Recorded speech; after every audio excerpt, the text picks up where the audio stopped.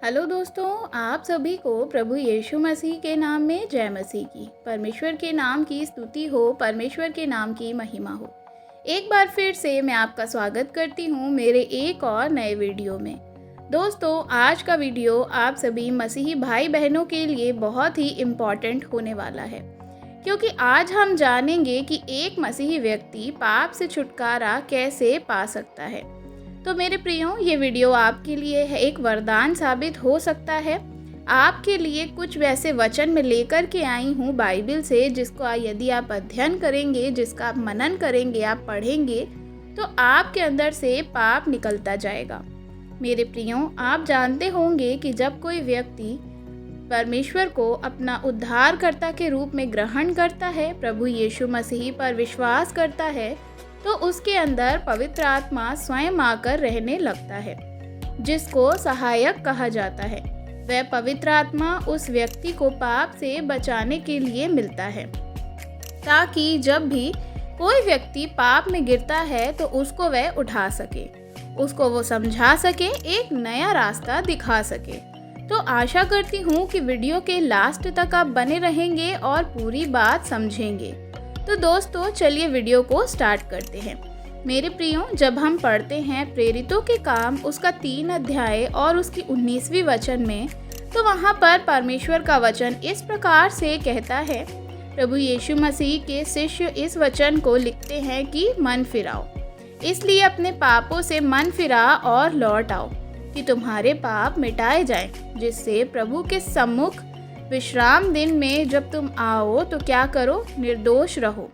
यानी कि आप जानते होंगे दोस्तों कि जब इंसान पाप करता है, कोई भी इंसान पाप में गिर जाता है, यदि वह पवित्र ठहराया जा चुका है, परमेश्वर का चुना हुआ व्यक्ति है, तो वह अगर पाप में रहना नहीं चाहेगा। बहुत सारे ऐसे लोग होते हैं जो पाप में क्या करते हैं, पाप पर पाप और पाप पर पाप करते जाते हैं, और उनको ज़रा सा भी एहसास नहीं होता कि वह ये क्या काम कर रहे हैं या क्यों कर रहे हैं। आप देखते होंगे जब कोई भी कर्मचारी, अधिकारी या अफसर जो है आपके पास आता है रिश्वत लेकर के, तो आप क्या करते हैं, आपका जो मन है वह फिरा हुआ नहीं होता, तो आप क्या करते हैं, वह रिश्वत को ले लेते हैं। लेकिन अगर आपके अंदर पवित्र आत्मा है तो आप उस रिश्वत को नहीं लेंगे। आज वह काम करेंगे, फिर कल करेंगे, फिर परसों करेंगे, हमेशा रोज़ रोज़ वह काम करते रहेंगे अगर आप रिश्वत को लेते हैं। लेकिन वो कभी सोचेगा नहीं कि यह जो रिश्वत वह ले रहा है, इससे समाज के ऊपर क्या प्रभाव पड़ रहा है, हमारे बच्चों के ऊपर, हमारे परिवार के ऊपर क्या प्रभाव पड़ सकता है। जो व्यक्ति रोज़ झूठ पर झूठ बोलता है, दूसरों को इल्ज़ाम लगाता है, दुनिया में बहुत सारे ऐसे लोग होते हैं जो पाप से नहीं निकलना चाहते हैं ना। उनके लिए परमेश्वर का वचन कहता है, जब हम पढ़ते हैं तो बाइबल में इस प्रकार प्रभु कहते हैं, अगर एक दुष्ट अपने सभी पापों से फिर जाता है और मेरी विधियों का पालन करने लगता है और न्याय करता है, तो वह बेशक जीते रहे। क्या कहता है कि यदि कोई व्यक्ति अपने पापों से मन फिराव कर देता है, प्रभु से क्षमा मांगता है कि प्रभु, मैं पाप में गिर जाता हूँ, मेरे से हो जाता है, लेकिन वह उस चीज़ की क्षमा मांगता है, तो प्रभु उसको क्षमा करते हैं कि प्रभु, मैंने अपने पापों को मैं मानता हूँ, तुझसे कोई बात छिपी नहीं है, इसलिए तू मेरे पापों को क्षमा कर दे।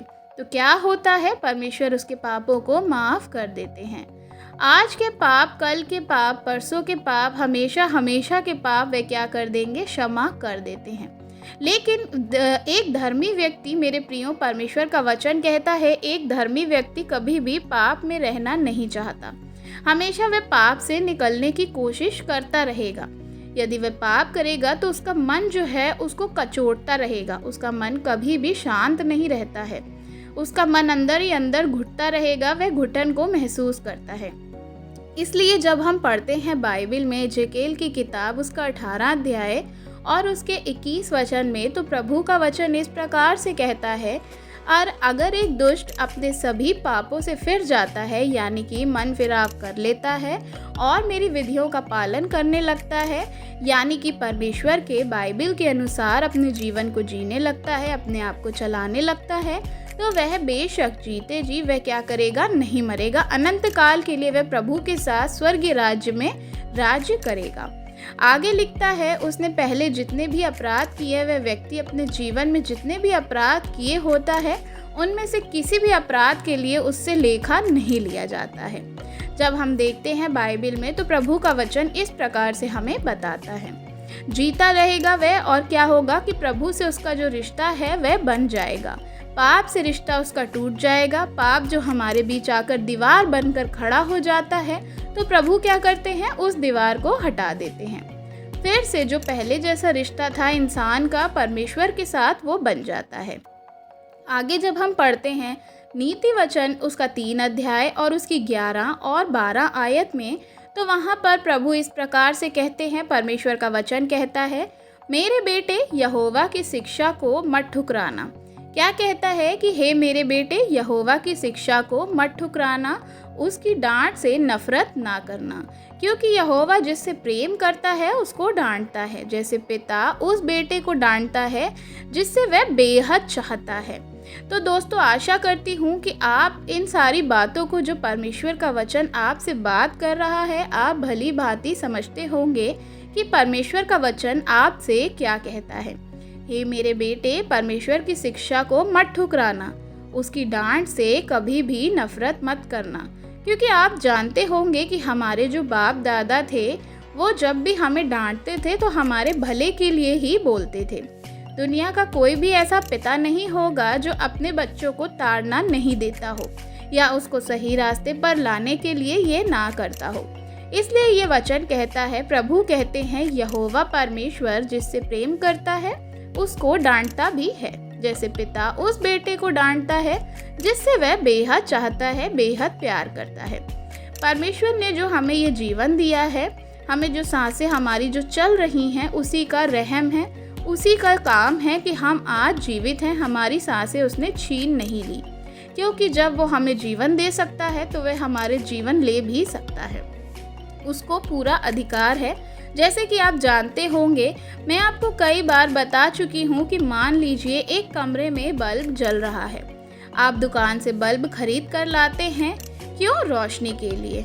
और वह बल्ब जलेगा नहीं, रोशनी नहीं देगा, तो वह किस काम का? हम उस बल्ब को क्या करेंगे? किसी भी गड्ढे में, किसी भी रास्ते में फेंक देंगे या तोड़ देंगे। इंसान भी उसी योग्य है। परमेश्वर फिर भी हमसे क्या करते हैं? प्रेम करते हैं। हम लालच में आकर बुरे काम भी कर देते हैं, हम स्वार्थी भी बन जाते हैं, हम ऐसे काम भी करते हैं जो परमेश्वर की आज्ञा के खिलाफ हैं। परमेश्वर चाहते हैं कि मेरा बच्चा या मेरा जो बेटा या बेटी है, हमेशा जो परमेश्वर का वचन है, बाइबल में लिखा है, उसके अनुसार अपने जीवन को चलाए। परमेश्वर एक मनुष्य से यही उम्मीद करते हैं। लेकिन कुछ लोग कहते हैं कि परमेश्वर तू कौन है, मैं तुझे नहीं जानता। ऐसे लोगों के विषय में हम बाइबल में देखते हैं नीति वचन उसका 28 अध्याय और उसके 13 वचन में। वहाँ इस प्रकार से लिखा है, जो अपने अपराध छिपाए रखता है वह सफल नहीं होगा, लेकिन जो उन्हें मान लेता है और दोहराता नहीं है उस पर दया की जाएगी।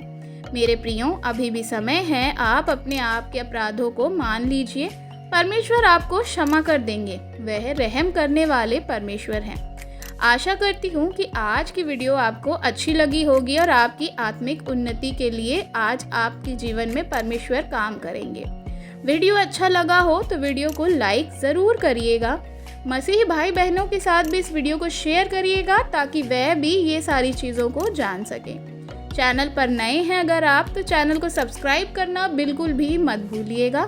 कमेंट में आप हमें अपनी राय बता सकते हैं। God bless you. जय मसीह की।